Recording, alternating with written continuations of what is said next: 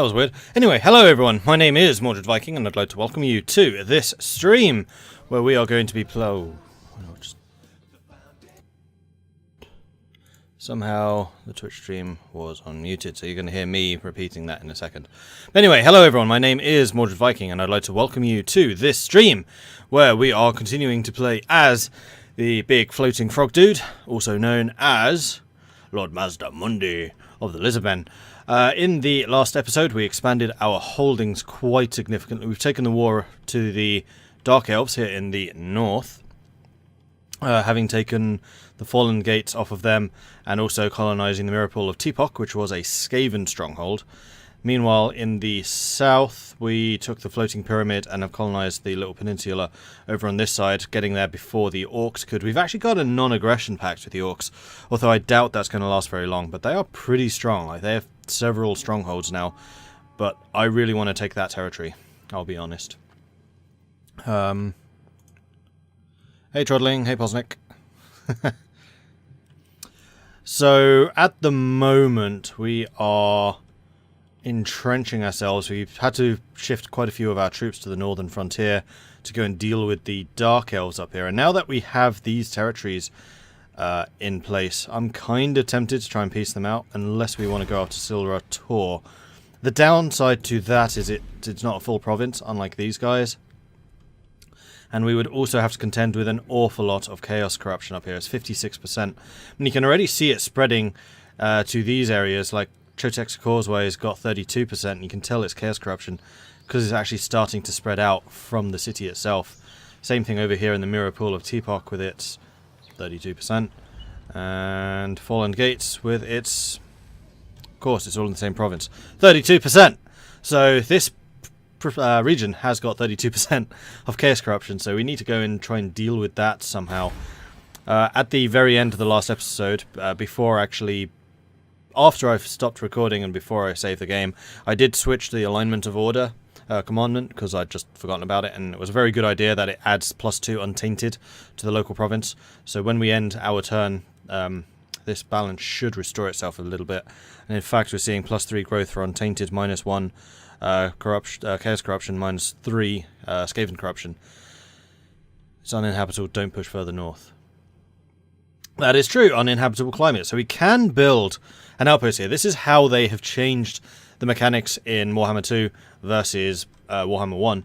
You can build there, but you will have significant penalties and debuffs if you do. Construction time is doubled, public order reduced, construction cost for all buildings +50%, casualty replenishment massively reduced, income from all buildings reduced. So it's basically just going to be extremely costly to take any of this stuff. So yeah, you are completely right that we 100% do not want to do this. So at that point, I think I'm going to try and peace out. I really wish you could do the diplomacy through that screen as well. With Silra Tor. Master of cruelty, pathetic creatures, be brief. I care not for your ramblings. And I want money. I want a lot of money. 2,000? Would you pay 2,000? Yes, you would. As ordered. So we are now at peace with the higher Dark Elves up in the north. We will want to continue fortifying that border because I don't think we really want to push further north, as was just mentioned. But we should be okay. Fallen Gates is a special building. What's that?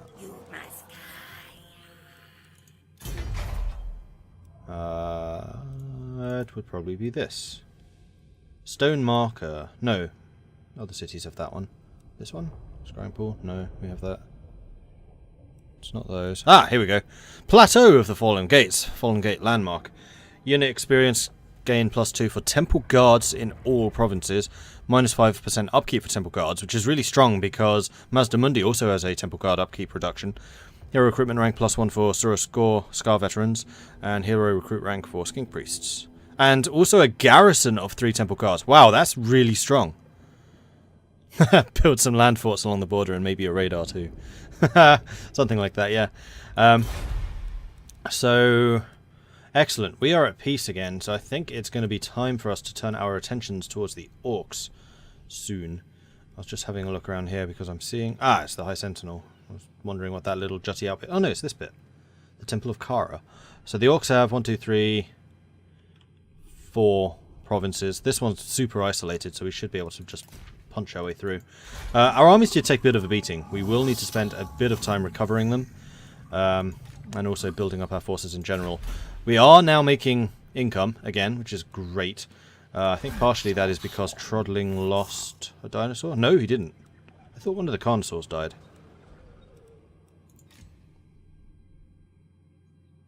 Oh, it was the Stegodon, wasn't it? Because he got trapped behind the doors, which weren't really open, but somehow he got through them. Yeah, I remember now. I thought those Pterodon were air wings. Right, so let's end turn, because I always save a game at the end of a turn, so I kind of have the end turn cycle to think about what the hell was going on, and to kind of remind myself and enemy movements and things so I can react to them. It's just a little habit I've got myself into. We will want to explore this thingy-majiggy out here somewhere. Yeah, I would never have lost a unit either, except for a bug. Like, the enemy gates opened to allow enemy units through them. The Stegodon was meant to be attacking the door, walked through the door, doors shut behind him, he got stuck there, and then refused to attack the door again. So he was stuck on the opposite side, and just got annihilated. It was really frustrating. It's like, no, don't go through the door, attack the door. Oh, alright, you walk through the door. It was really frustrating. So he should not have died. That was purely a bug. I just in particular want to fight the battle again. Rumours reach you of royal... Start that again. Rumours reach you of forces loyal to the ancient enemy, the ruinous ones, obtaining a vile, corrupted foothold on Lustrian soil. However, you have recently instituted a new spawning program, resulting many new lizardmen of the wrong caste. Will you spend your depleted armies out, or institute a fresh spawning of deadly Saurus warriors? So we can strike now. We get untainted in all provinces, but recruitment cost is increased. Or we can wait to then strike. So Chaos Corruption increases for 5 turns. Oh, screw that. We're going to strike now. I'll take the recruitment cost. And actually having the untainted in all provinces is super useful, considering what we've just taken. And I think there was also a little bit spreading in these areas. Yeah, Maku Peaks still has a bit of Skaven corruption. So we may want to switch you to Order as well, just to get rid of that, finally. And then we can switch back afterwards. Alright, good. I'm kind of tempted to leave our forces here, because they will be balancing out the corruption penalty from the corruption here. The public order penalty. Yeah, we'll leave them. And then the Mirror Pool of Teapot. Are you building the trove of thingies? Old one trove. Yes, you are. Good. And then we're going to get more ancient plaques, and we should be able to start actually pulling ahead a little bit in the right race. Right, Mazdamundi, you're staying where you are. Trodling, you are staying where you are. Absolution. You don't necessarily need to. I'm going to leave you wherever public order is a problem. And it's not a problem for any of these places, except maybe down there. No, we're going to leave you over here in the Monument of the Sun. So let's make you normal movement. In fact, were we trying to move you south so you could recruit some more troops? Probably, but we can use that as a response to fighting the orcs. So we're just going to stick you in the Monument of the... In fact, we could send you off Navy exploring. You know what, that's probably a good shout. Go and explore that. Clearly, 2 ships met in combat and brought each other low, their rival crews drowning in the battle and hatred. But their loss could be your gain, as the sunken ships lean on each other in unstable fashion. Time is short. Salvage must be sought quickly. So we can haul the true silver, which means our army will perform better in the next battle, or the sunken chest, where they will perform better in the campaign. I prefer strategic level things, so I'll take the chest. We gained 1,500 monies and wax sealed rations, which is upkeep reduction 10% for all units. That's awesome. And attrition reduction from high seas, reef, maelstrom, and storm attrition. Cool. In that case, I'm tempted to just send you out here and try and get some of those goodies, because we've been kind of neglecting the oceans a little bit. So that sounds like a reasonable thing to do. Do you guys need to recruit more? No, because I want to get some heroes in your your armies. Alright, Isthmus can build something. That's just that. We are still waiting to upgrade to level 4. And that's going to happen in 9 turns, so we'll just be patient. It's fine. Meanwhile, over here we need to wait 6 turns for the same thing. And we can't build anything else anyway. And then here we just need to take more of the orc settlements. Words, they're hard. Right, I think we can basically end turn again. There is very little going on, and we are making a lot of money, so I'm very happy with that. If you don't have many uses for Absolution, you may want to spend him. Yeah, I know the army upkeep increases for every lord you have. I have plenty of money right now. I have like 30,000 kicking around, and I'm making 3 grand a turn. Like, this is putting the dwarves to shame. And also, it's kind of useful having a utility lord just running around doing stuff, so that my 2 main combat lords can be on the front line fighting, and then you have like that guy like slapping down rebels, providing public order, that type of thing, wherever he is. Race for the Vortex. At the start of your turn, have at least 350 ancient plaques. So there we go, we have 350. Excellent, plus 2,000 treasury. Now we can do the Ritual of Prognostication. The correct alignment is upon us, Lord Mazdamundi. Enact the Ritual of Prognostication. We'll get another 2,000 for that. So, we have progressed to the level where we can actually do one of the rites. So if we click on this button, it will show us what this is going to do. The ritual is powerful indeed. Upon its completion, it will rouse a relic priest of the first generation. Its inscrutable knowledge and interpretation of the great plan shall reveal the correct course of action. Beginning the ritual will instantly provide the following reward. We'll get ritual prognostication progress. So for 10 turns, we get upkeep reduction, public order increase. Ooh, that's quite nice. Global recruitment duration, so we recruit stuff quicker from the global pool. Global recruitment capacity and local recruitment capacity increased. And we'll gain 5,000 monies. While the ritual is in progress, the following settlements will be nominated as the ritual sites and must be defended from enemy incursion. So Hexaquatl, Skeggi, and the Monolith of the Fallen Gods will be attacked by enemy forces. So we basically need to have garrisons in all of these. So once this area is at least somewhat more secure, I will send troops down there. I mean, I could go now and just not have you paying taxes.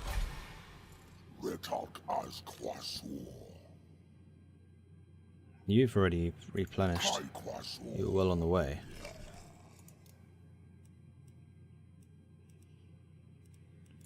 Right, we have the horned ones. Blessed Saurus warriors capture 300 battle captives. So this would actually be a good time to be fighting, because we have 18 turns and I want these Blessed Saurus warriors. So yeah, we're going to force march down to our settlements down here. And we're going to get ready for a fight. And we're going to hold these areas and we're going to do the ritual. I'm going to send you to Skeggi, actually. So we're 3 turns away. And are there any further buildings or anything that I could be doing? You could upgrade, which... yes, we'll do it. We'll upgrade you. This we're still waiting. Still waiting. You are getting +9 public order at the moment. Is any of that from characters and armies and things? Yes, it would be from him. That's only 2. What I'm wondering here is whether I can knock down the old one monument. And that's giving me +4 public order, so yes, I'm going to say I can. I'm going to replace it with something actually more useful here. Ritual, yeah, I know that's possible. I'm going to do it this turn. I need to get my forces into place to actually defend against encroaching enemies. So at the moment we can't see any enemies, and I'm just going to kind of forewarn you that they get spawned in. Lots and lots of baddies start to appear and try to stop you doing the ritual, so you need to be ready. Because it's the first level ritual, it's unlikely that we'll have that much enemy activity, but we still want to be in a position to fight against them. So I don't actually know how long the ritual takes. I think it's several turns. It might even be 10 turns. So it's a good thing that we are at peace on our northern border and against the orcs.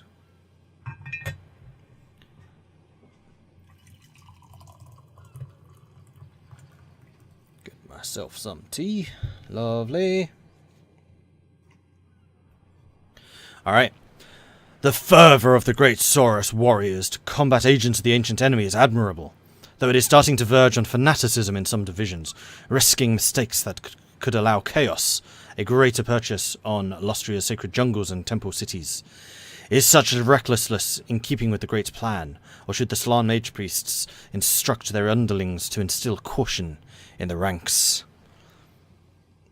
So we can allow them to charge headlong. They get plus 12 leadership, or they can do nothing. I don't want them charging headlong. We haven't had any leadership problems with the Lizardmen. Like, they seem to be ridiculously stalwart in their defensive abilities. So no, I'm not going to do that. They're verging on dwarvenism in that instance. So let's get you normal move, Hexquatl. Get you. In fact, what we could do is do that. And then stand here and ready to react. So I'm not going to do it this turn because I want to be able to move my troops based on what happens. But next turn, I think we're going to hit that. And it's actually kind of a good thing that you're sitting here in the middle because you could protect either way depending on where enemy spawns. Cool. Forest of the Viper can upgrade. Mirror Pool of Teapot. I think that would be a fantastic plan. Isthmus can now build a new building here. So we could build one of the new temples. I kind of like that idea.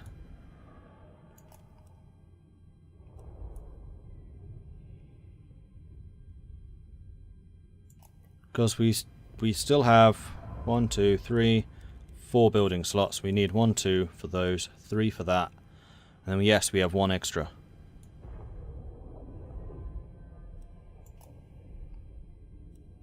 So we can go for the Sacrificial Altar of Sotek, which is more untainted, unit experience gain and income from post-battle loot, or the Beast Lair. Oh, those are just those aren't temples. This is the temple. Do any of these actually grant bonuses to that recruitment? Winds of Power Reserve, Research, nope. Blessed Incubator, Exotic Animals, Resource Production, 100 cages. Upkeep minus 25% for all forces of Pterodons, Cold Ones, Stegodons, Bastardons, Carnosaurs. So it doesn't need to be in the same province that we build the Beast Lair in.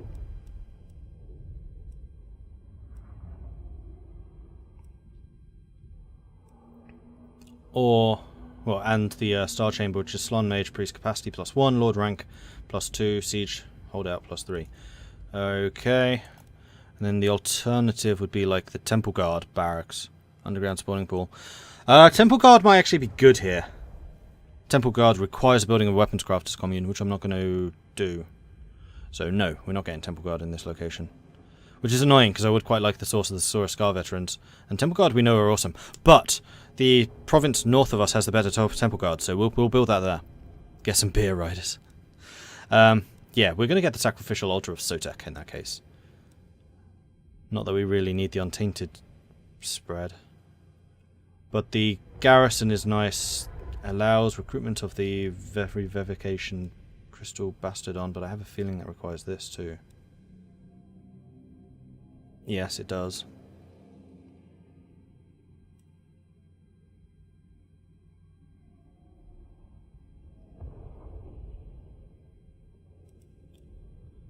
No, because I want some more heroes. We don't have nearly enough heroes right now, so we're going to go ahead and build the Shrine of Sotek. Which ones can we get here? Right, you're the Skink Chief. So we could get the Skink production. Croxigor also requires a weapon crafters commune. No, building production is going to be in the province to our south. I'm going to stay firm in that decision because this place can just make so much money, which is already paying bloody well off. So we're good. Not doing the ritual this turn, next turn.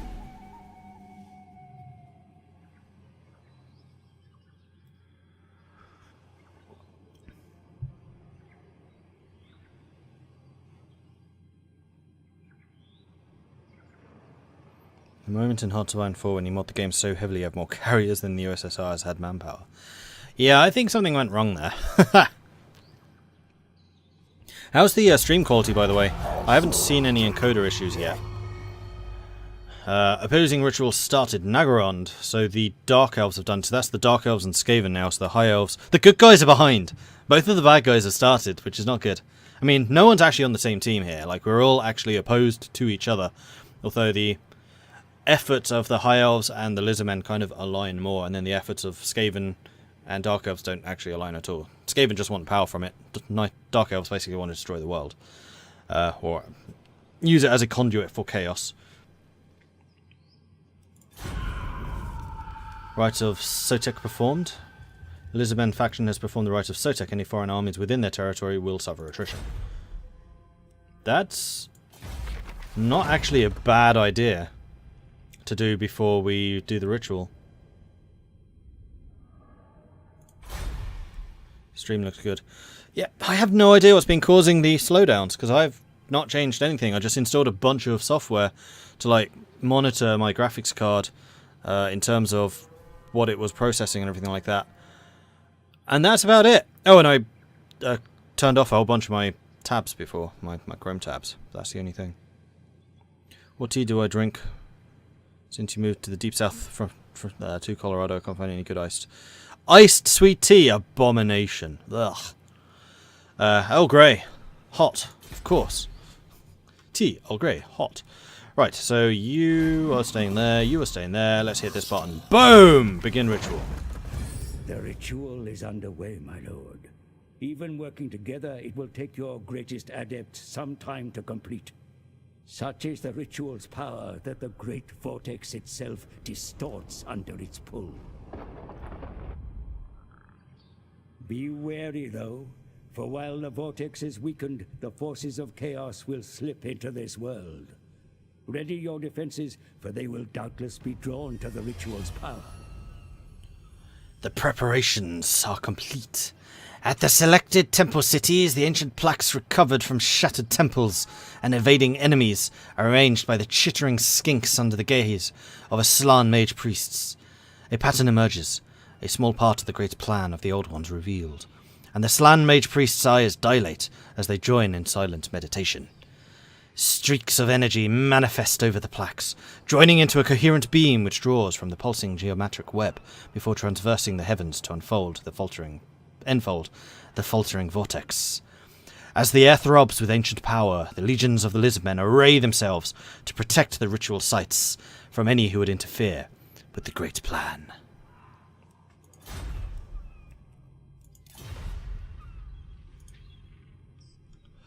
Alright, so we have the Vessels of Chaos, but they seem to have actually spawned down here, rather than in my territory. So, okay. Let's have you... Actually, honestly, you can just head up to here, grab that. Because we've got the attrition reduction for high seas travel now, thanks to the wax-sealed supplies. Stranger Things. This site is home to an ancient shrine to a lost god. The place is bathed in power, and your followers approach. Angry runes upon the shrine illuminate their glow, a beacon to the wary. Choose! Booms a deep, disembodied voice. Farsight. Army will perform better in campaign. Favourable winds. Campaign movement range plus 25% and also money. Sweet. And we'll head over to that one next.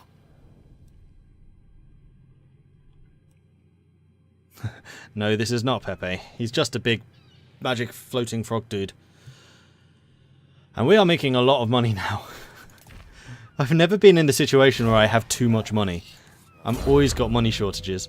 Okay, so Trodling has leveled up. And he's going to take the cold one, so he can actually ride to battle on a nice cold beer. He's going to have a cold one. Here we are. Riding the beer. Dark feral beasts indigenous to Lustria, tempted from their tropical forest. Oh, for goodness, I can't read today. From their tropical jungles to bear the Lizardmen to battle. Yeah, Trodling's got his beer. He's happy now. He's saying so in chat. Alright,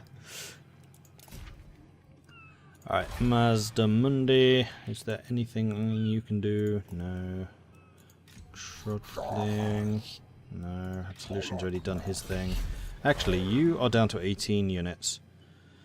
Right, because you need to give some of your dinosaurs to Absolution at some point. Ah, we can get technology. Aha! So we can get the Sequence of the Sea, which is income from ports plus 10%. Oh, we are absolutely blitzing through those ones. Melee defense for Saurus would be nice. Enemy hero action success chance minus 3%. Income from post-battle loot would be pretty good. Ooh, sequence of marching. Campaign movement. I kind of like the idea of the Sequence of the Sea because we have a lot of ports. We'll do that. No, my dinos. Right, cool. I don't think I want to move anyone because we are now very much in, oh my gosh, they're going to attack us mode. We can upgrade the marble quarry, which means all buildings in this province will be 25% off. I could wait 3 turns until that's done before we build something else, but no, it's fine. Coastal Squalls, you are still adjacent to Hexaquartal, aren't you? You are, which means you are also going to get income bonuses, but honestly, I don't need the money. I need troop training.